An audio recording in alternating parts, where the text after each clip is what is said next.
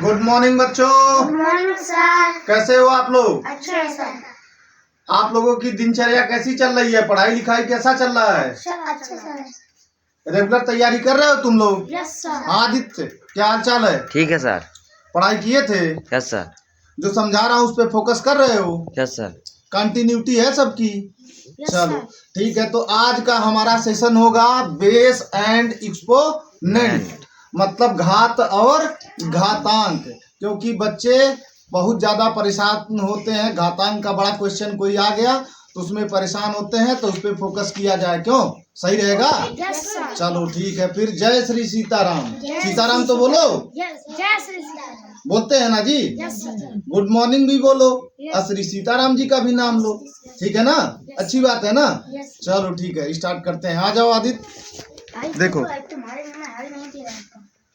तो ये है आपका बेस एंड एक्सपोनेंट, घात और घातांक। इसमें जैसे ये है कि a into a into a into a into a, तो इस पे क्या होता है? ये क्या है आपका?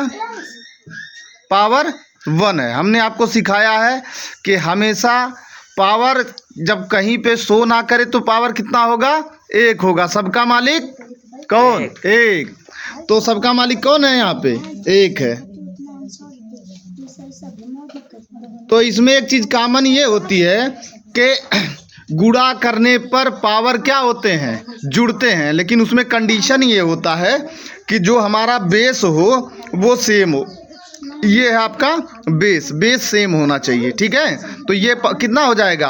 ए पे power 1 plus 1 plus 1 plus 1 plus 1, तो ए पे पावर 5 हो गया। इसमें आपका ए क्या हो गया? बेस हो गया। और ये क्या हो गया?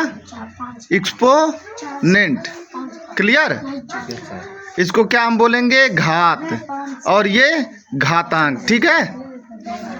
क्लियर है? Base and exponent. इसी तरह से मान लो 4 पे पावर 2 हो इंटू 4 पे पावर 5 हो, तो ये क्या हो जाएगा? बेस सेम है तो 4 और 2 प्लस 5। ठीक है? तो ये कितना हो गया? 4 पे पावर 7 हो गया। ये आपका आंसर हो गया। या तो इसको हम अगर तोड़ेंगे तो क्या होगा? 4 इंटू 4 इंटू 4 इंटू 4। ठीक है? 2 3 4 5 6 7, इतने बार 4 आएगा। अब इसको जो है मल्टीप्लाई करेंगे तो भी फाइनल आंसर आपका आ सकता है। ठीक है? अब इस तरह से होता है। एक चीज़ और होता है इसमें कि मान लो ए पे पावर m है और इंटू ए पे पावर n है, तो ये क्या हो जाएगा?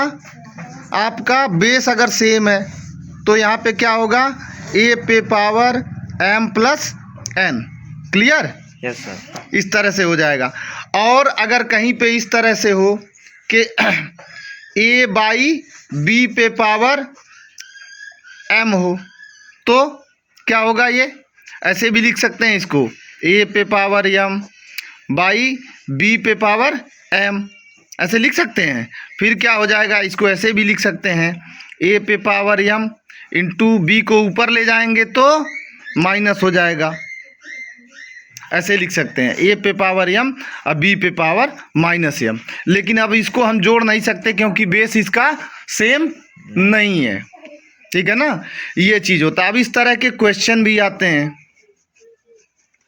और एक चीज़ और ध्यान देने वाली चीज़ होती है कि किसी भी संख्या का पावर अगर 0 है तो a के पावर 0 है तो इसकी वैल्यू क्या होगी?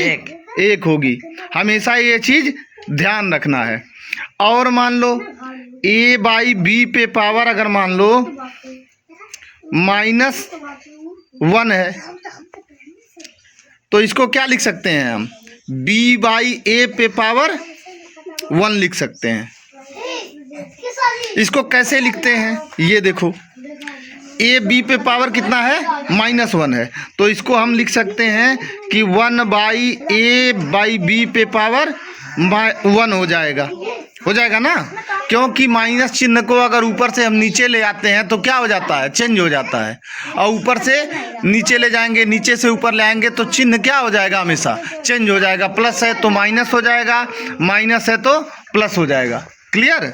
तो इसको फिर हम क्या लिख सकते हैं, b/a पे पावर 1। ओके, क्लियर है। Yes sir. अब इस तरह से मान लो कोई क्वेश्चन है कि 2 पे पावर 8 इंटू 2 पे पावर 3 इंटू 6 पे पावर 4, ठीक है, भागा 4 पे पावर 3। तो इसको कैसे हम लगाएंगे, इसके लिए हम क्या करेंगे, 2 पे पावर 8 इंटू 2 पे पावर 3 इंटू 6 पे पावर 4, और ये डिवाइड है तो इसको क्या करेंगे, अगर हमको गुणा करना हो तो 1/4 पे पावर 3 कर सकते हैं।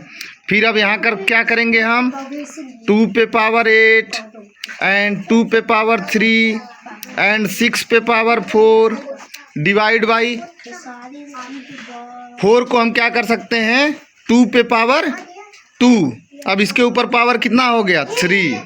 क्लियर।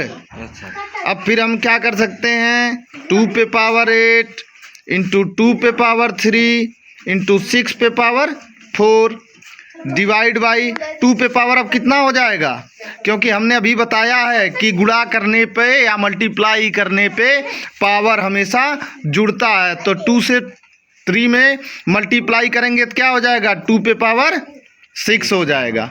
क्लियर है। अब इसको हम क्या लिख सकते हैं, 2 पे पावर 8 इंटू 2 पे पावर 3 इंटू 6 पे पावर 4 डिवाइड बाई 2 पे पावर 6। तो 2 पे पावर 6 को अगर हम ऊपर ले जाते हैं तो इसका चिन्ह क्या हो जाएगा, माइनस में हो जाएगा, 2 पे पावर -6 हो जाएगा। तो फिर हम इसको क्या लिख सकते हैं, देखो ये सेम है, बेस क्या है इसका, सेम है, तो इसको हम क्या लिख सकते हैं, 2 पे पावर 8 प्लस 3 इसको कर सकते हैं, इंटू 2 पे पावर -6 इंटू 6 पे पावर 4, 2 पे पावर 11 इंटू 2 पे पावर -6 इंटू 6 पे पावर 4, ठीक है। तो ये 2 पे पावर क्या हो गया, 11 -6 हो जाएगा, नहीं होगा, क्योंकि बेस आपका क्या है, सेम है।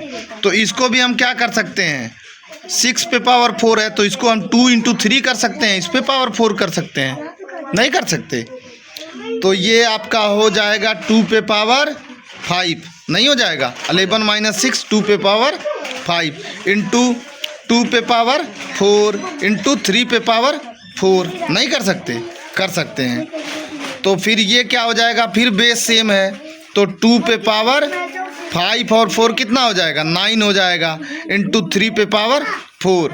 ये आपका फाइनल आंसर हो सकता है। या हम और क्या कर सकते हैं, यहाँ से भी कर सकते हैं, 2 पे पावर 9 है तो इसको ऐसे कर दो, 2 पे पावर 3, नहीं कर सकते, इंटू 2 पे पावर 3 हो जाएगा, इंटू 2 पे पावर 3,